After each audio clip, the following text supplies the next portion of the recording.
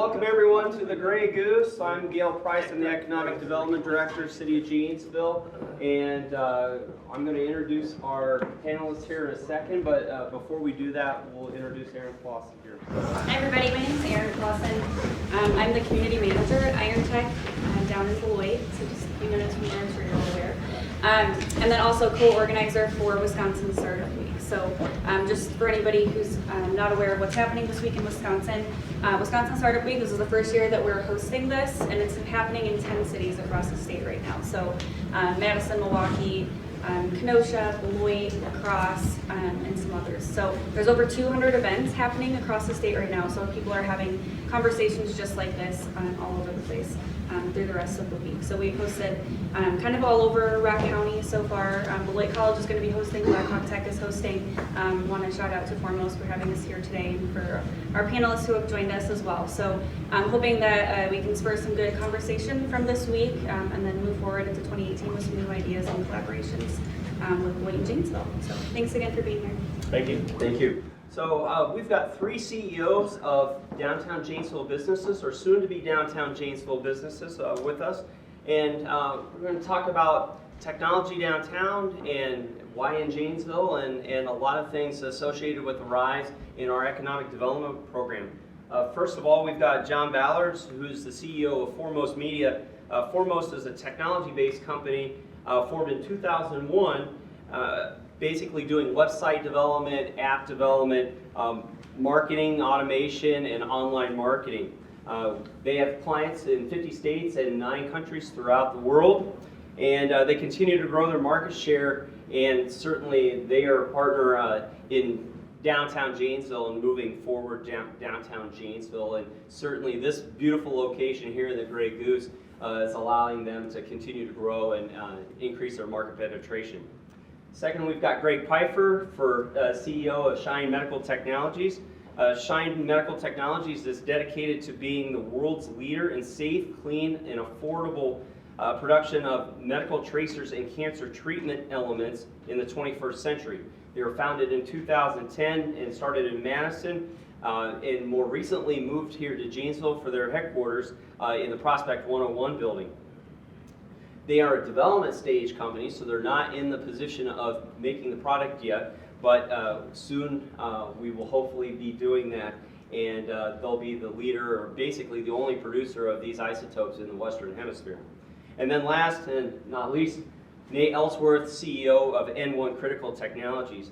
N1 Critical Technologies is a Janesville-based company that was basically started with 2 employees just 2 years ago and birthed at the Janesville Innovation Center. Since then, they've grown to 10 employees, and they've recently worked through a TIF development agreement with the city so that they could purchase the former Red Cross building on Parker Drive, and they're going to continue to grow, hopefully 15 more employees over the next 3 years, and then some other additional spin-offs.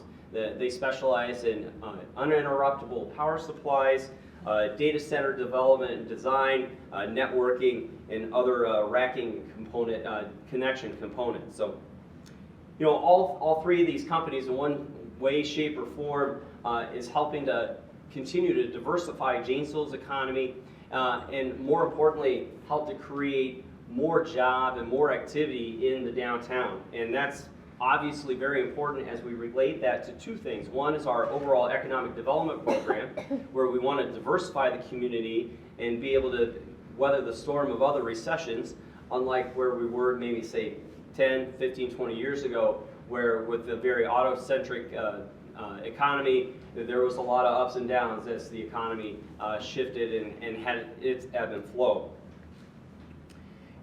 I mentioned diversification of our economy, and one of the things about our economic development program is that we started this 25 years ago, where we recognized that we were going to have to reinvent ourselves, start moving ourselves forward and positioning Janesville to be able to have a full, well-rounded economy, not just being auto-centric or manufacturing-centric, although we still are going to continue to embrace our manufacturing heritage.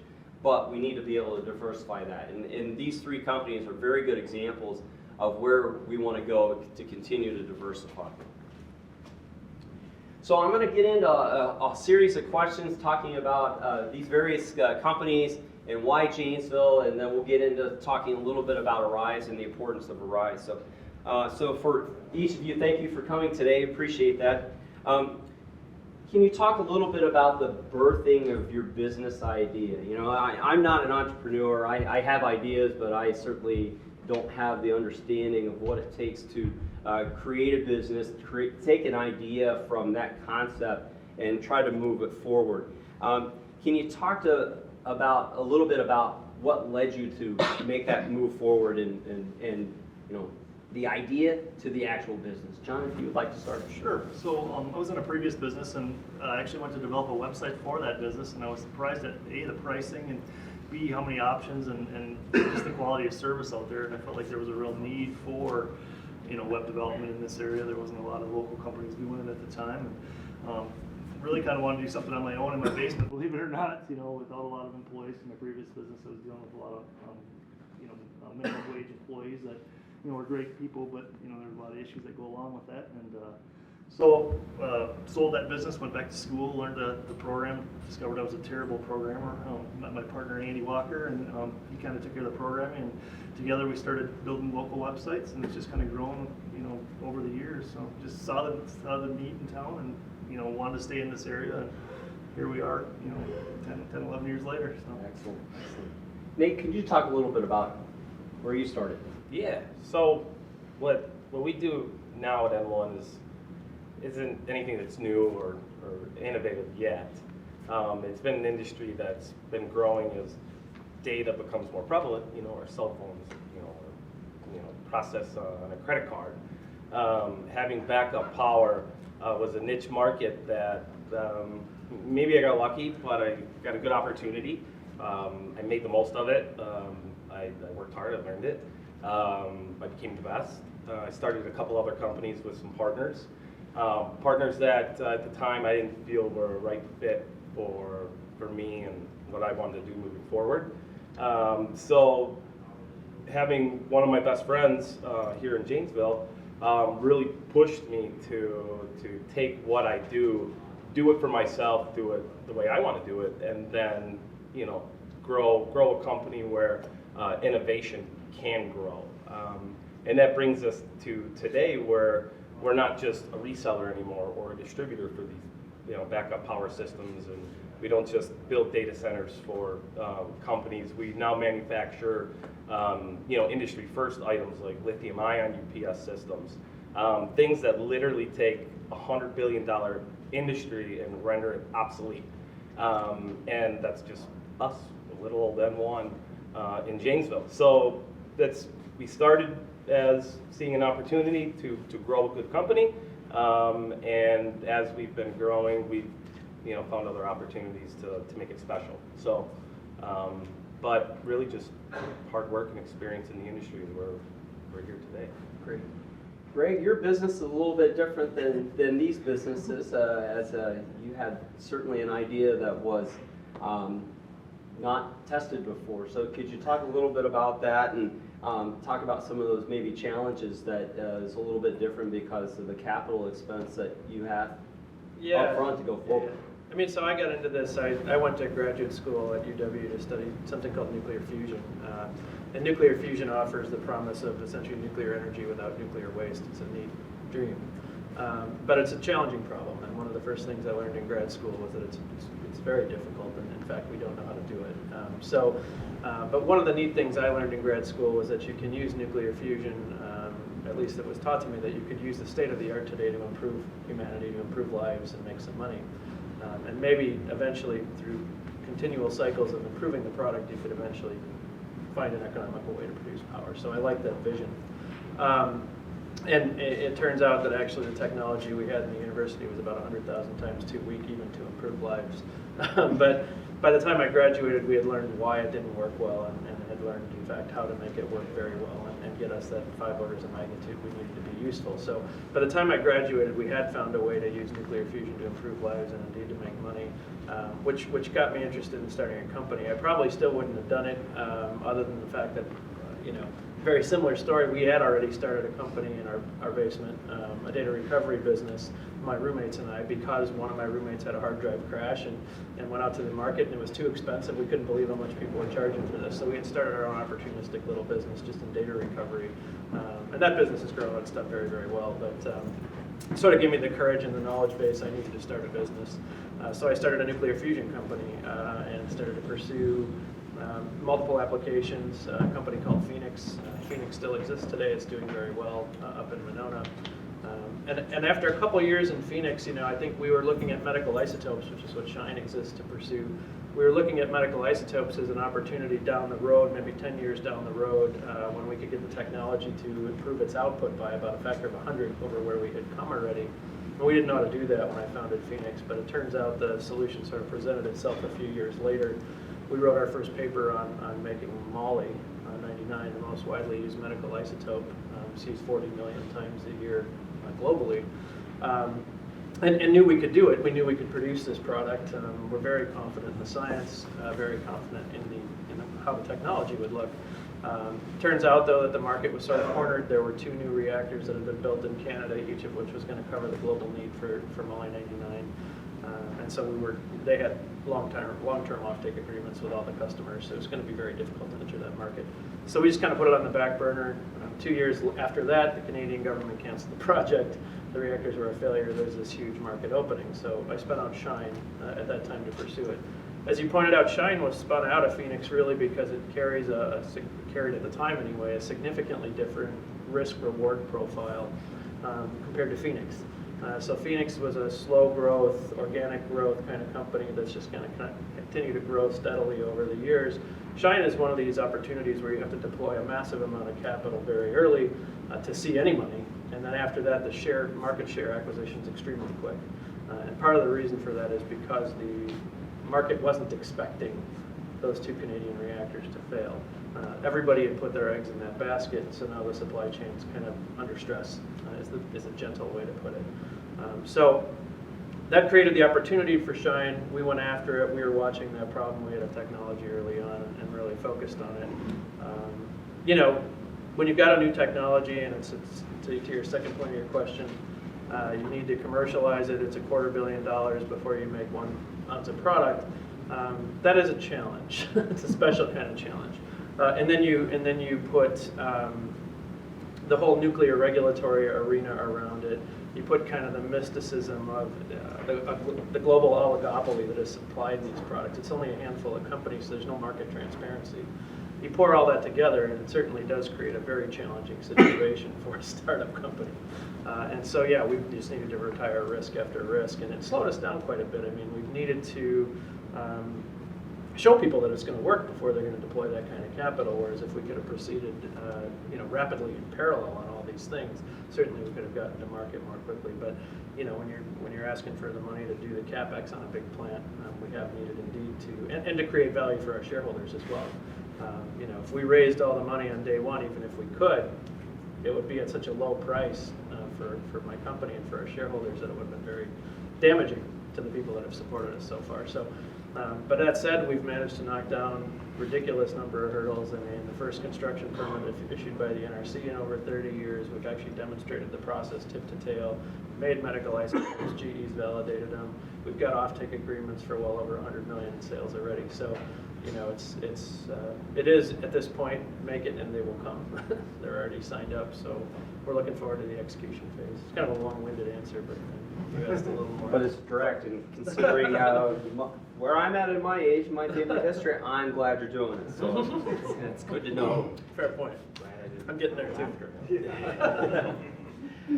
So, second of all, it's like, why did you start business? Greg, you didn't start in Janesville, but you've ended up in Janesville. So can you talk a little bit about why Janesville? Because if you think about where many of you started, we're at a lot different place in time as a community and economically than where we're at today. So if you could talk a little bit about that. And John, we'll start with you because you're probably the longer standing business here in the community.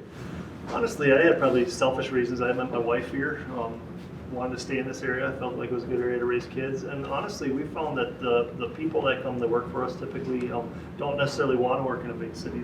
So we've had good luck finding good quality employees that want to stick around Janesville.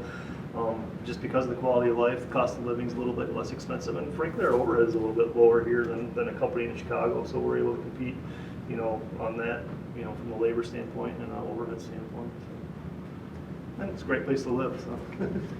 So from the standpoint of infrastructure, for a company like yourself, as long as you've got fiber optic Yeah, we really nearby, just need good internet connection and a place to come work, and that's really about it. and then maybe a place to store data. Yeah, exactly.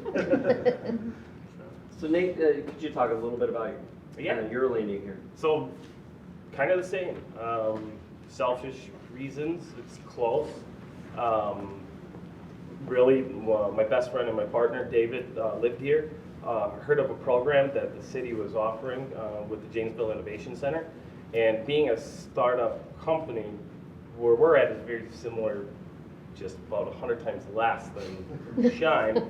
But having an office where you can take an idea that you can do, but it's hard for people to take that risk, right?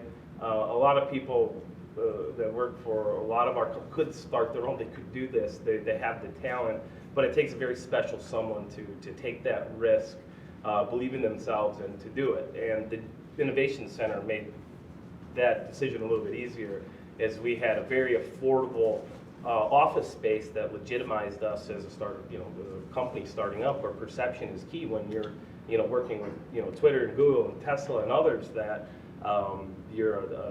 you don't want them to know you're a tiny company. So having a nice office space here, making it affordable, making it easy, and then having really a lot of mentorship. I mean, from Mike Matthews to Johnson Meg and Mark,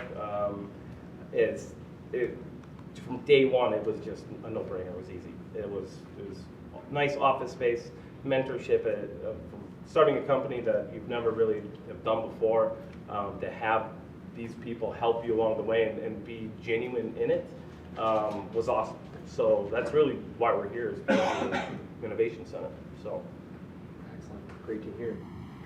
Greg, you've touched a little bit on the spinoff of Shine from Phoenix, but you're kind of doing this in two phases. You worked with us on a TIF development agreement for the actual production facility, but then more recently you made the move of the headquarters to Prospect 101. Could you talk a little bit about kind of both of those elements?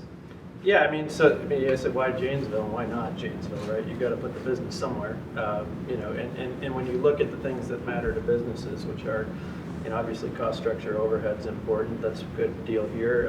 Involvement of the city, you've got government authority. We have a lot of regulation, as you know, Gale, and having supportive relationships there, people who are willing to be proactive and work with us, certainly very different than Madison. If you go to Madison, I think that the city has an approach of sort of, you should be lucky if we'll have you, whereas Janesville's been very aggressive in saying we want your business here, it's important to us. So that certainly makes it much more preferable from my standpoint. The infrastructure is great. The freeway is getting bigger. It's getting even better. The airport is great for what we need to do. The city's big enough that you can get everything you need. Madison's not far away if you want to go up to Madison and do something with the university, watch a football game, whatever. So Janesville really looks quite good for a lot of reasons, and certainly we believe we can get the talent we need to get here as well. We haven't had any issues, I think, with that. The production facility was a complex decision, as you know. The city makes sense for a lot of reasons. We have a lot of challenges, as you know. It's expensive. It's hard. This is a hard thing. A nuclear startup company is difficult, economic incentive was important to us. I'm not going to lie about that. There were multiple sites that put competitive offers forward. Janesville had to be competitive to be considered. If the TIF agreement weren't there, we wouldn't be here. I think frankly, what's not common for a lot of businesses, the geology was important for us, right?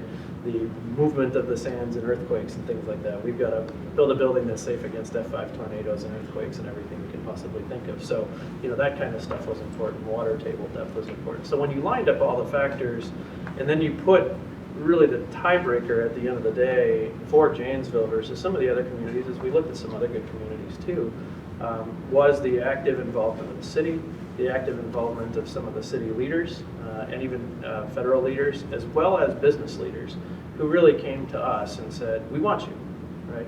We're deploying nuclear. It's small. It's 3,000 times smaller than a single power reactor in terms of the amount of radioactivity we're going to have. But it still has the word nuclear associated with it. So having that supportive culture, having people embrace that, was really a big tiebreaker for us at the end of the day. But everything you need is here. If that weren't the case. Excellent. So follow-up question for you guys is that, what would you say to others that were considering to Janesville? Would you encourage them to follow in your footsteps and come here? Yes, me? Yeah, all of you. That's a, yeah, sir. I mean, I think Janesville's got a lot going for it. I've never seen the momentum like it is now with downtown, the way, you know, the development's going on. And just people are excited about Janesville and working in Janesville, living in Janesville, the prospects for the future. I think it's a great time to start a business in town here. I would encourage anybody to take a look at Janesville. Yeah, definitely encourage. I mean, look at N1. I mean, it's we had the encouragement. We came here, it worked, we did it, and we're moving on as the city has wanted us to do from day one. So of course, I would. I'd say that it's going to be a challenge for some companies, but I think as business leaders come together in this community, especially in the technology sector, which Janesville hasn't been known for, I think a lot of those barriers or issues can come down, and I think it has a very bright future as long as we stick together and we have programs like this that really put the emphasis on technology. The ARISE program, as you look at it and read it, might not mention technology much, but it's going to need it to survive. So yes, heck yeah, it worked for me, so why not? Yeah, I totally agree. Without a doubt, absolutely encourage and do encourage companies to consider Janesville. I agree also on the idea that we need a little bit more vocal tech community. People tend to like to congregate among their own sorts. And so as we build a reputation for technology here, for cutting edge, for advanced manufacturing or whatever, that needs to be well publicized, because you're just going to start to draw more people like that. In order to do that, you really need to have that base. Yeah, and you're going to need to work together with not only the existing, community and business leaders, but help spur innovation in these other startup companies, because that's what it's going to take. It's just not going to come here by itself and grow by itself. It's going to need help, and it's going to need to be nurtured. And I think there's an awesome base here, and a ton of ideas, and I'm sure everybody else does. So I think it's going to be a great next 10 years here in Janesville for sure, if not much longer. So I'm hoping it's much longer than Yeah. that. So. Let's talk a little bit about, there's a perception outside of Janesville that Janesville is just very much a blue-collar town and nothing but. Was that a concern for you as you guys started to think about Janesville and building your company? And Greg, let's start with you on that. Oh yeah, I mean, I had no idea what the city was like. I knew it had kind of a small town name. I had driven past it. If the economic development team hadn't come to see us, we wouldn't have known anything. Probably still wouldn't know anything about Janesville, frankly. So what's it going to be like working there and living there and all those things? And I had no idea. So sure, I thought it was a much smaller town than it is. Certainly there's more here than the population has a right to. I mean, it's obviously a hub for a lot of communities. So, when I came here, you quickly start to realize just what an impressive town this is. Actually, there's a lot of really impressive businesses still here, a lot of very, very impressive people here, and there's a lot going on. So, in the beginning, yes. Today, no. I'm very comfortable here. I feel very much at home here. So does most of our workforce. There's a handful of them still commuting from Madison, but this is a wonderful community. But I think you're right. The reputation that it's a bit, it's not a big city, and maybe it doesn't want a big city reputation, but it's not as small as most people think it is, and it's not quite as country as most people think it is. There's a lot going on here. There's a lot going on. Yeah, as an outsider, I've never really had a city to call my home, so to speak. So as an outsider coming into Janesville, I didn't have much perception on Janesville. I looked at Janesville as a manufacturing town where emphasis was still being put on manufacturing and not progressing into the future. And as we know, manufacturing, it isn't dead, but it's not going to be like it used to be. And it's not due to the overseas market, it's automation. It's how we use analytics and data to drive efficiencies and move it forward, and that's what spurs our business. So when we came here, the concern, it wasn't really much of a concern. I needed to start a company, I needed to move forward, I needed to do it fast, and I had a great place to do it. As we've started to grow and with where we're going to be in the next 6 months, it is a concern, but I kind of like it. It's kind of my adopted home, and it's more of a challenge, which is great. If I can help, that's kind of where I'm at in my life right now. I maybe haven't always been the best person in my life, but I am now, and giving back is more important than anything. So for N1, yeah, we see it as a challenge, but it'll be a good one, and we can help. So that's what we want to do. I see Janesville as kind of a competitive advantage, honestly. We interviewed a guy from Chicago a couple of days ago, and his whole goal in life was to get out of Chicago. He wanted to live in a small town where he could get to the lake, the woods, the water, but still do a technology type job, And we talk to people like that all the time. There was another kid that came to work for us, grew up here, went to school at Blackhawk Tech for web development, figured he was going to have to move to Madison. When he had talked to him, he was like, I got lucky, I got to stay in Janesville. There's people out there that want to be in downtown Chicago, but there's a lot of them that that are talented that either work here and go to Madison to work, or want to move into a smaller town like this and work. And I think Janesville, that's up and coming for that reason. So. Excellent. So the city's been very committed to the implementation of Arise, and when we think about that long-term commitment and the risks that we're taking with all these capital investments downtown, we believe it's important for the revitalization of downtown.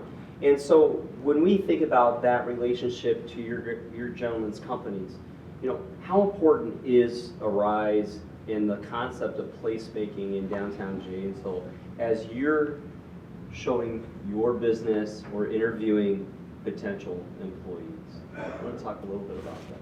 Yeah, old buildings like this, people want to work in them, in my opinion. People walk in here, it's cool, they want to be in a spot like this. I think especially in tech, they like the idea of being downtown because you can walk to restaurants. And the Arise thing, obviously we haven't done a lot of pitching about that since it's fairly new, but I think that's going to be a selling point to get people down here working and engaged in the community. People, several of our employees have even bought houses in the area. I think that's kind of how it starts, the revitalization from downtown is, businesses, things like Arise. It's exciting to be a part of it. Yeah, it's huge, actually. And I've read it several times, all hundreds of pages, spent hours looking through it, right? It's an awesome concept. And I brought this up, my concern is technology isn't mentioned at all, really, except for maybe Wi-Fi and, some at parks, right?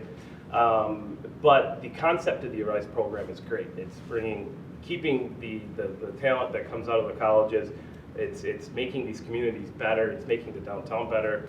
And as technology leaders, we can help with that because it's going to need technology if it's going to make it to the end of that 300-page document. It might not mention it, but it's built around it, and that's going to be the important part. Yeah, I think for recruitment, it's certainly valuable to show the city is evolving and developing.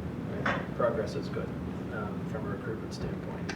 I think from Shine's perspective, it's helpful for us while our business is downtown. We have a lot of people bumming around downtown, right? There's about 60 people now bumming around downtown, and we're going to have more. So it's good to have people having things to do. Longer term, I think ultimately my vision is that we'll move our headquarters out to the campus. But I think it's still important to keep that nucleus here, that culture here. Shine's going to be a technology company for many, many years that goes beyond Molly 99 and other things. So we're going to need to constantly be bringing new people in. And so back to the point of building that culture, right, that common tech culture where we're going to be able to attract businesses and talent. that all starts with a good nucleus and a good downtown area, things to do, common places for people to hang out. Just that people have to, if you want to bring young people in and build these businesses, that's all really important part of it. Absolutely. So today we brought with us, basically a board on Arise here to talk a little bit about kind of the geographic area and what this really means. So when we talk about Arise, there's really some key elements, and the town square is really the first part of that. And that's our first phase. And as you see in the concept plan, this was the idea. This is a rendering as to what it could look like. But as we take each step forward, that evolves. That evolves in the process of community involvement. So basically, we have other property owners sitting at the table with us, talking through with us about what that design should look like. What should those elements be?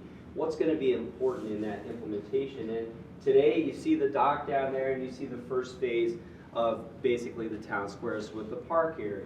And as we continue to move each one of these phases forward, that's going to position ourselves that, when this is done, the town square is done. And one of the things that I always like to make this analogy is that Janesville's never had a space that was very iconic. I mean, people might say GM was our identity or our iconic place, but really that's not open to the public. If you are not an employee there, you're not going to just go down there and experience that space.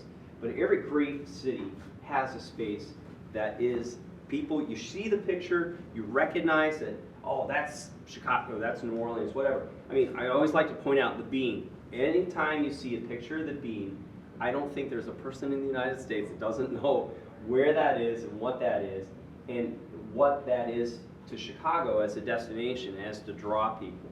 Janesville hasn't had that, and we're finally moving forward on that. And as planners, when we think about our partner companies trying to bring people to Janesville, trying to convince them, why do you want to be in Janesville as an employee? What are those elements? Quality of life, community assets that they can benefit from and that they can enjoy. And so when we take that a step further, we talk about the implementation. And in any plan, a plan is only a book unless it's implemented. And implementation is all about what those tools are and can you put the pieces together. It's like a big puzzle, basically. And when we think about implementation of RISE, that's what spurred the city to create this gigantic TIF district downtown.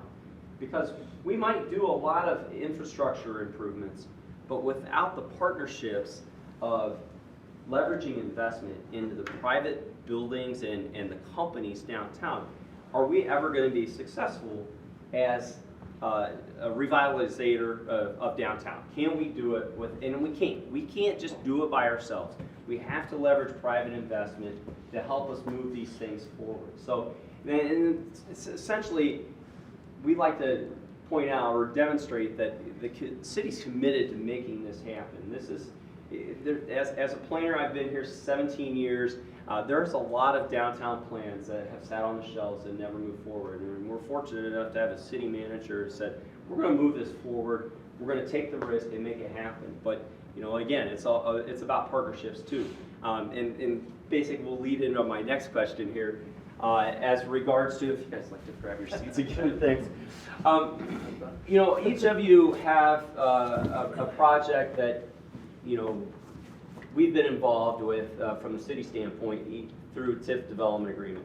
Maybe it's directly with yourselves, or in the case of John, we have a third-party landlord that has redeveloped this building, and we've partnered with them, but that opened that opportunity up for you.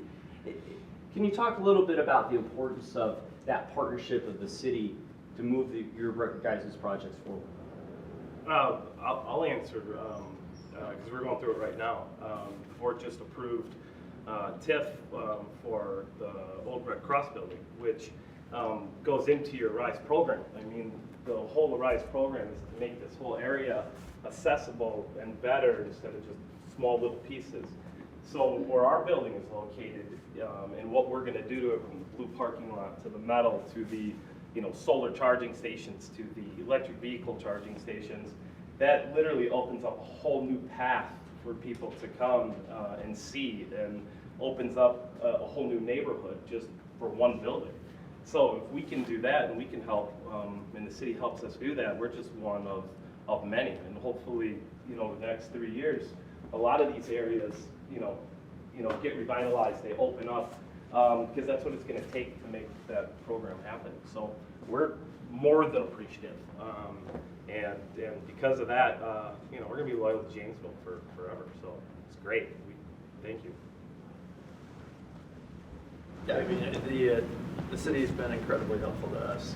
I think all the way from understanding the permitting requirements here to actually moving things forward, being adaptive on the TIF as we saw recently to allow us to move forward with our Building 1 plans, certainly helping us to get into downtown Janesville sooner as well. I think the city's been involved in our move to Janesville and the development of our site from the beginning. So the partnership has been timely. It's a very responsive, which we expected from Janesville, but did not expect in other places. And as you know, our timelines are a little bit crazy too. So it's been really good to have a cooperative relationship. In fact, essential to have a cooperative relationship with the city. We don't even have a choice at this point, right, to move. We wouldn't. But Shine is an asset for the city. This is an infrastructure asset for the entire country, frankly. That's going to be here 50 years or more, right? It's going to produce 1 billion doses of Molly-99 over its lifetime. And so I think the city's done well, right? It's committed resources, it's put a lot of effort into this, but this is a long-term asset for the city, for the people here, and indeed for the country. I think it'll be recognized as a long-term asset. Great.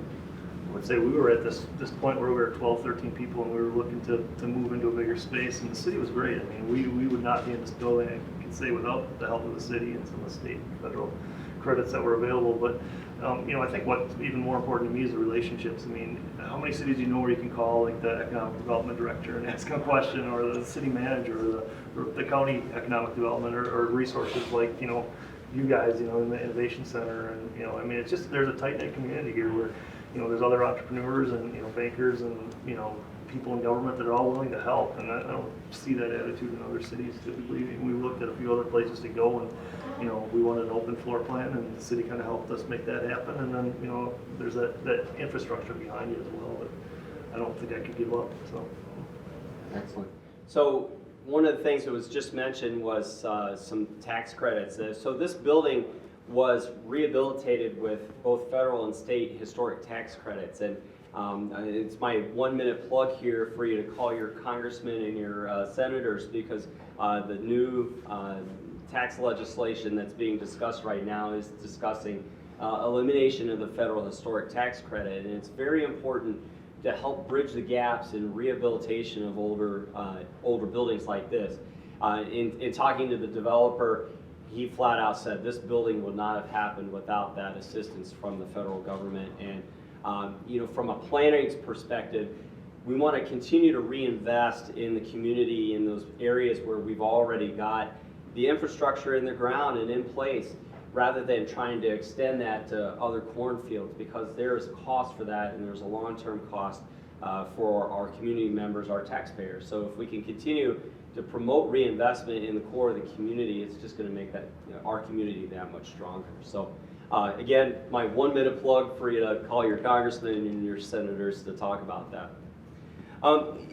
We've talked a lot about partnerships and elements that are in place that have helped foster, and you guys have even talked about some of those relationships amongst yourselves and how you can help one another. But is there anything missing in being in Janesville that maybe you thought would be in place, or that you're aware of that are in other places that maybe we need to look at as a community or as a municipal government to help continue to foster more startups, more technology-related businesses in this community? Tons. I've been talking with John about this in the past. He hosts, a lot of his equipment with Microsoft. The city has an antiquated infrastructure that is constantly being maintained, will have to be updated, and that's what we do. And if we're able, if John has a need for a data center, and we can provide it at cost, and that benefits the city, and then Black Hawk Tech wants to partner and have a networking program and operate it to crank out higher paying jobs, but or you know, more white collar positions. But it helps everybody. It helps John. It helps us. It helps the city. It helps Blackhawk. And it's just one of many things that can be done. One of my best friends is works for the state CTO, and the amount of programs from Stevens Point, Wisconsin Rapids, from a technology standpoint, connecting everything from fire departments, police departments, county resources, to be more efficient, save costs, you know, update infrastructure. There's so much available, and and Janesville will be able to take advantage of a lot of that, and I think that's where we can come in and help. So we're looking forward to it, I guess. You know, we're here, so might as well. I mean, to precisely answer your question, no, there's not anything that I expected to be here that is not. We've, you know, everything we've sort of counted on and leaned on in making the decision we found, including, you know, the sort of recruitment of Blackhawk to help do a nuclear safety program to help train our workforce. So all of that's materialized. You know, I think that said, we can absolutely do more. And I think one thing that would really benefit Janesville is continued outreach, maybe some way of getting a stronger presence at the university, and just knowledge of what's going on down here. Some of the neat companies that are down here. There are some in the room here. There's some other ones that many people don't even talk about. That I mean, I toured the Trent the other day. I was just blown away, right? I mean, there's great companies around here, and so I think that, you know, having gone to the University of Wisconsin, there's a lot of bright minds there. We lose a lot of brain drain out of the state. I think we could market somehow. I'm not entirely sure how, but it'd be neat to see us marketing a little bit more broadly what Janesville has to offer, what companies have already moved here. I'd love to be part of the effort of outreach to the university. Certainly have strong ties there as well. So I think on the outreach side, I'd like to see a more public presentation of what Janesville has to offer. I'm just gonna say, I mean, growing up here as a business, and you know, personally, really there's nothing that I was expecting that's not here. But you mentioned earlier that, you know, like-minded people kind of like to stick together, and I think as a community of tech companies, I'd like to see more kind of high-tech get-togethers, happy hours, you know, employees mingling and kind of, you know, Yeah, because I think a lot of employees that are in tech in Janesville kind of think they're on their own, and I don't think, like you said, they realize that there's other companies in town that do That's a tech, great and, idea. you know, so maybe we need to get together and kind of sort something like that out. Yeah, Madison's got a high-tech Yeah, happy hour that's what I was that's been thinking going about on it. for a long time. Yeah, so maybe we have to have a side note after this, but Yeah. but That's a great idea. you know, I think Janesville's on the right track, and there's a lot of momentum here, so excited about the future. We should talk about So we've talked a little bit about the benefits of being in Janesville, and I'm not going to belabor that, but when you think about some of those benefits, or maybe something that might be out there, is there a priority kind of chain that you would think about that, you know, X is a higher priority than Y? And could you talk a little bit about that? Because when we think about strategy from the city standpoint, you know, we might not necessarily, we're not business owners, so you know, we're a municipal government, we provide services, but when we think about how we relate to you, is there something that's a higher priority for you, for us as a city, for us to do to help foster this growth? Is it more marketing? Is it just what we've just talked about? Is Well, that, I mean, is look, that it's- marketing it's- at UW? I mean, for us, it's competitive or better economics. Number one. I'm just going to be honest about that. You got to find a way to help. If somebody else is going to help me more, and I'm gonna, especially in a startup type company, that's where I'm going to go. I've got enough problems, and every bit of help I can get, I'm going to take. So that's number one. You know, I think number two for us is certainly the communication responsiveness of the city with respect to regulation. Number three is going to be the ability to recruit people into the area, which goes into this downtown area, it goes into the school systems, it goes into everything that sort of draws people in. And I think building the tech community would be a big part of that number three, right? Building the culture, high-tech happy hour, better presence at universities, things like that. You know, what I didn't mention is the marketing, right, which is what you pointed out. Again, we wouldn't have even known about Janesville if Vic Grassman hadn't called us up back in the day and come to see us up in Madison. So I think you can't undercut that outreach. That's a necessary beginning if you want to bring other companies in. People who already know Janesville, maybe you don't have to do that with. But But with us, it was absolutely necessary. So that has to be there, and then the other stuff has to be there, I think, for me. For us, it's going to have to be the cities. It has to be more open. They have to embrace change. It's a generational thing. You know, each generation puts their stamp on a community, and our generation or my generation is different than other generations, and the city needs to be more receptive to that. They need to be receptive to change. Nowadays, people expect change immediate. It's immediate gratifying. You know, everything's immediate. You know, Amazon same-day delivery. People don't have patience, but allowing change and being more open to that idea, and getting to know the technology sector so the city's more confident with it and knows how to handle it and can better accept it is going to be huge for the city. And I think if the city can do that, then there will always be a place here for us, no problem. Really have a lot to add to that. Great. So when we think about importance, you know, some communities embrace change more than others, or some communities embrace fostering startups. How important was that to you guys when you thought about where you're going to land? That's really important. I mean, at the end of the day, if we didn't think we were going to have a fostering relationship with the city, we wouldn't be here. True. I mean, the city, we're a little different than these guys. We just started 2 years ago, but, you know, we're up to 16 employees. We need probably 10 more. I sit in the hallway. I mean, we've had opportunities to go other places, and I could just never do it. I mean, the city's been too kind to us.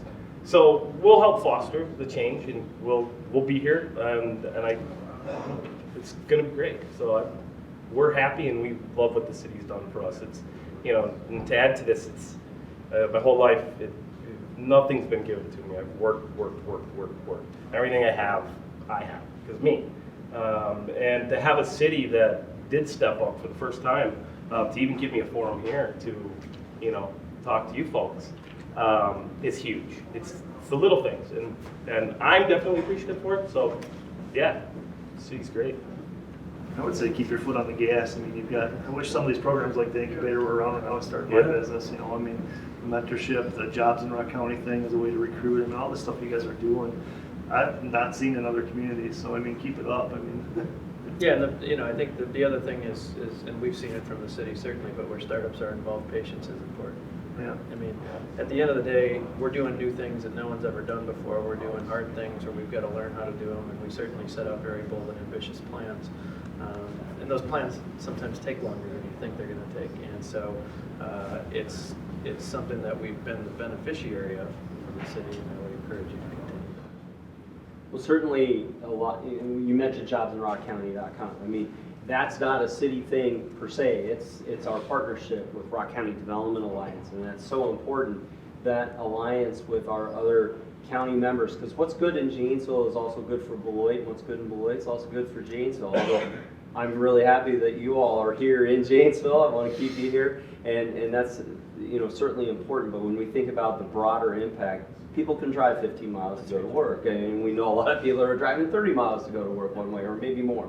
So certainly what's successful here is going to help more than just people in Janesville, and vice versa. So as we continue to go forward, it's those partnerships, Rock County Development Alliance and our other communities in the county, that help us to basically bring all this together. And certainly Janesville Innovation Center Board and Mike Matthews, who's operating the facility for us. So these are all great assets and help us allow us to do this. The sister cities, right? I mean, if Beloit's tech culture grows, so does Janesville's, and vice versa. You know, I think there's an overlap. These are not far apart cities. It's absolutely. So, do you guys have questions for me? I didn't give you an opportunity to really think about that, but I'd like to thank you. I mean, you know, we've talked, and it can be a stressful process, but you made it happen. So, and like I said, for the first time, it's and I've started other companies in Madison, others, and I've had more help here in this very short period of time than I have ever in my life. So, thank you.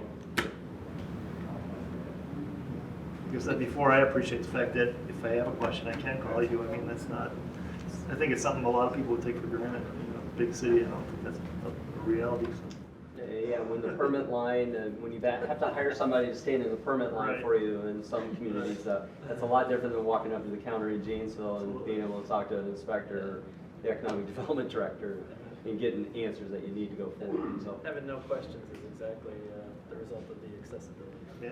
I do have one question. What do you think of a blue parking lot?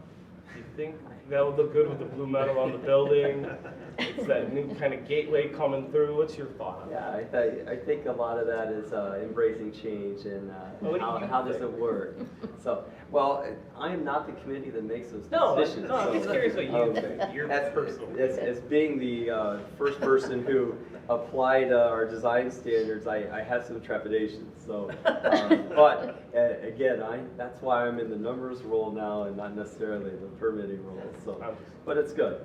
And there are times that when we have a process that one person's in charge of that process, you get a very narrow kind of mindset or decision making as this is the way it is and that's it. And I think one of the things about the city team is that there's collaboration, and that collaboration helps to create better products and better solutions as we move forward. Because, even though I live in the community and I see a lot of things and I have my own idea about how do we fix something, that collaboration creates better solutions because everyone's got their own idea about how maybe to make something better.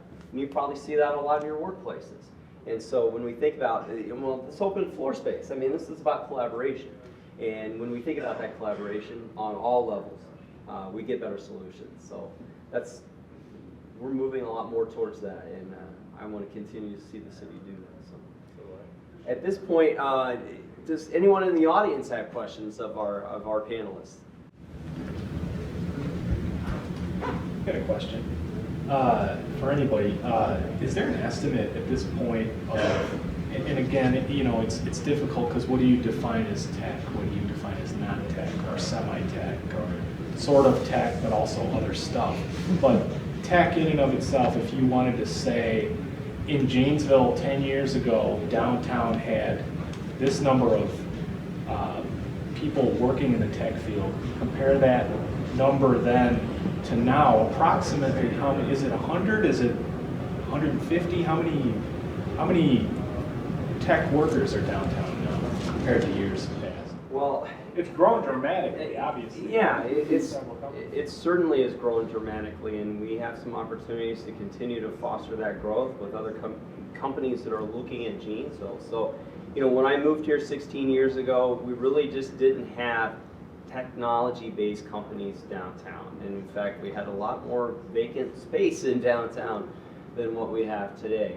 And so with, businesses like these, we're probably well over, and again, as you said, it's kind of not very well defined as tech, but you probably have 300 employees downtown that are all kind of in some way, shape, or form a tech business or related to a tech business.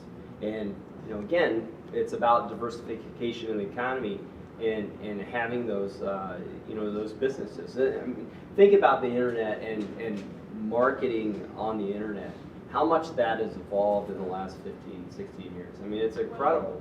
And where's it going to go? Well, you think about the Amazons and the other companies in the world that are tracking every move that you make on the internet, because that data is going to give them an answer as to kind of how they market. And so it's going to continue to evolve. Well, let's capture our market share and grow our businesses to do that here. Where do you see your company in the next 5, 10, even 20 years from now? Well, I tell my employees if we're not a $100 million company in 5 years, I would consider that a disappointment, especially with how I spent the last year of my life developing a product that's never been seen, that renders every piece of competition obsolete in every single way. It's kind of similar again to Shine. but on a much smaller level. We're so new, and we're in an area that we didn't think we were going to be in, that it's almost like sitting on a gold mine not knowing how to mine it, or having the proper equipment, or the money to buy the equipment to do it. So we have help in the community, so it's going to help us go, but I don't have patience, so it's tough for me sometimes because we have a market that we can capitalize on now where no one else can, but we can't because we have to start slow, and that just means we need to work harder, and smarter, and more efficient. But yeah, we want to be huge. We want to be the ABC supply of the data center industry. That's everything from manufacturing our own UPS systems, IT racks, PDUs, everything. Where it's a one-stop shop, and we can control our costs. We can control it all, different than how it's done now. So, but here in Janesville, For foremost, I mean, we've always had kind of the same growth strategy. We're 15 to 20% a year, and we'll continue to, increase and add employees that, to support that. But one of the challenges about tech, and you guys probably agree on this, is it seems like you have to reinvent yourself every few years. I mean, the technology changes so fast that the things we were doing 2-3 years ago are different or non-existent or old technology now. So that's always a challenge, at least for our industry. So, for us, it's just a slow, steady growth path and trying to keep up with the latest in technology and quality of people around us. Yeah, I mean, certainly 5 years we would expect to be the leading producer of medical isotopes in North America. I think the U.S. market will be the king of the U.S. market at that point in time. I think in 10 years, certainly we would expect to be dominant globally with operations overseas, serving overseas markets as well, also developing new technologies, really pushing the frontier on technology. But 10 years from now, I'd expect to see the first results of that, first new products starting to come to market. Again, following this path towards fusion, moving it forward and towards energy. 20 years, it's getting pretty speculative, but certainly would be hoping that at that point the technology would be reaching a point where we could start looking at producing energy, certainly changing the global energy game a little bit with this technology. Not to have small aspirations, I hope we're one of the most important companies in the world at some point. So 20 years from now, indeed, if we go down this pathway, China will look very different than it does today, but certainly will be hopefully a big change. sounds awesome, by the way. Thanks. Well, you got a dream of it. Question in the back there. As a startup, a company transitioning into a larger role, what was the step that you took to get out of the home laboratory to where you are now? I think for me, it was my wife says, we can't have all these people in our basement. You got to get out of here. Honestly, I had aspirations of kind of doing my own thing and not having a bunch of employees. But, as you kind of start to grow and scale yourself, you'll get to this point where the first one is the hardest, I think, and then we start adding a few more people, and it just gets easier over time. I mean, challenges change, but find a good product, find a good solution, focus on that, do a good job, and it'll force growth, in my opinion. Oh, I went right from what I've been doing my whole life right to the Innovation Center. It was easy for me just and not have a big ego. I was just good at what I did, and I was sick of being taken advantage of. And at first it was selfish reasons that brought me to make that move, right? Because I wanted to do it on my own. I had a lot to prove, and I did have a big ego, and that was what I wanted. So that was the step why I did it, is I had to do something else. I wasn't going to keep doing what I was doing because that just didn't seem fun. It didn't seem what I wanted to do with my life. It's just boring. We're here one time. I didn't want to waste it, right? So it's do something, and if you fail, so what? What do? You start over again. It's not like we're going anywhere. Yeah. Yeah, no, for me, I had a couple of different experiences. You know, certainly our data recovery company, which started out of the basement, it was a resource question. So when we started to make money and hire more people, we needed more space. So certainly revenue allowed us to move into office space. I think with both Phoenix and Shine, we required more resources to get to market. So it was the raising of external capital that allowed us to get those offices going, convincing investors to believe in the story, believe in the return on investment that allowed us to sort of really deploy in the form of a business. And so, you know, that had to happen sort of initially for both of those companies, and really the endorsement provided by raising outside capital is what allowed us to really get seriously started. And grant funding was helpful in the early days too. SBIR program was very important for Phoenix. It's the Small Business Innovative Research Program where the government funds technology companies or new companies to solve problems they have. And so that's been helpful for us. What's been the best advice that you've received? Think about that. I have best and worst. Slow down. I don't want to. You know, everybody think it takes more time than you think. Well, you might think that, and if you do, and everybody else, then you're like everybody else. You got to be different, but you still have to slow down a little as well. You know, and that's been the hardest lesson for myself is to enjoy it. You know, and sleep once in a while, and you know, and you can still go fast, but slow down. Yeah, I don't know if advice is the right word. I think the most important lesson I've learned certainly is to trust my own judgment and do my own thing. You know, when I started the company, I was pretty inexperienced actually at leadership. I certainly had my technical chops sharpened, but you know, it was a company where I hired people and sort of frankly led by democracy. And when things don't go well, then you know, you still get all the blame for it. So you know, ultimately it was incredibly valuable, I think, for Shine and for the direction of the company and the mission of the company for me to get sort of my confidence as a leader. And just I would give that advice to somebody who's a visionary, who has a company they want to start, is really to trust your instincts, because everyone who's getting behind this is getting behind you. It's your decisions that they're going to make or lose their investment on, and they're comfortable with that. And so I think that if I had done that earlier, probably Shine wouldn't have run into quite as many hiccups as it did in the early days. So I can tell you what the best advice I would give is, which is certainly that, you know, to trust your own judgment. And it's tough as especially a young entrepreneur, when you haven't had a lot of time to validate that judgment. Yeah, it's like you're exactly right. Those are the struggles that you know that I find for myself once in a while. Is, you know, this is new to me.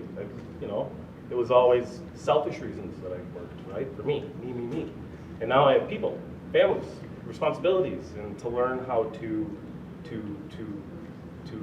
help not just develop yourself, but you're responsible for developing them and helping them, and that's the part that's changed from where we were a year ago till now, and will continue to change. Is growing up almost, you know.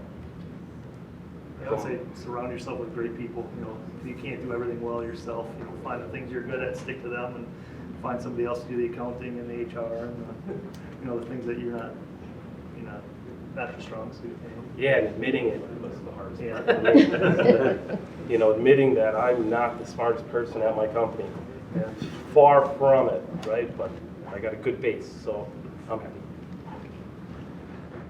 Well, I think we're out of time now. So again, I'd like to thank everyone for coming today. Hopefully you've learned a little bit and we've educated our members here. So I think you guys probably have a few minutes that you can hang around and ask questions, or hopefully answer questions.